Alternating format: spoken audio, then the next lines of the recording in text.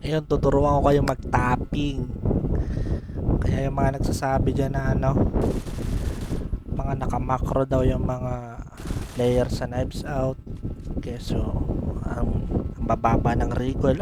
Meron talaga na nagma-macro sa Knives Out. Ayun nga pala yung sensitivity. Pero depende pa rin yan sa kung ano yung bagay sa inyo sensitivity. Pero yan yung sa akin eh.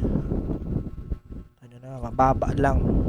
Yung pure red dot lang kasi ako eh. Tapos yan yung ko, yung DPI ng mouse. Depende pa rin sa mga mouse eh, kasi ako Logitech, yung DPI ko is mababa lang, 600 lang. Sa mga 600, mga ganun. Pero yung mga ordinary, mga 800 yung minimum. Ito kasi mas mababa yung recoil. Diba? So, pagtatapping nga pala, tap lang sa mouse. Parang tap, tap, tap, tap, ganun. Depende kasi yan eh. Kunyari, yan, times 8 na yan. Depende pa rin sa recoil control eh. Pag walang tapping, may ganyan. Mataas ang recoil. Kahit kontrolin mo yung mouse, mataas pa rin niya kasi pindot lang eh. Diniinan mo lang yung mouse. Pero pag tapping, mababa lang ang recoil. Ganyan, tap, tap, tap, tap na lang ako niya pero naka-auto yan oh. Click, click, click lang sa mouse. Depende talaga sa Hindi pa ako masyadong sanay niyan ha. Karamihan ng mga Knives Out player, mga kalala ko, mga palong-palo mag-tapping. No recoil na talaga. Ayan, may recoil pa kahit konti. Diba? Grabe yan.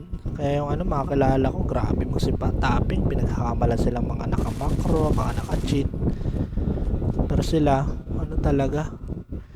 Alam ko sa sarili ko, tapping na talaga yun. Mga talaga, bihasa na talaga sila. Yan ang mangyayari pag tapping, 2 hits lang. Basta puro ulo. Ako kasi lagi lang pag ilala na pag AK, nakaano lang ako red dot. 3 hits lang. Ayan, tapping lang. Sanayan nyo lang yung sarili nyo.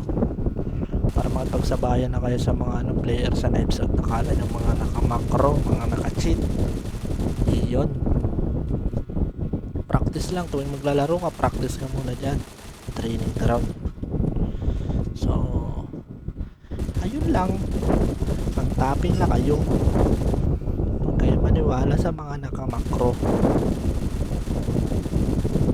Para talunin nyo rin sila. Out.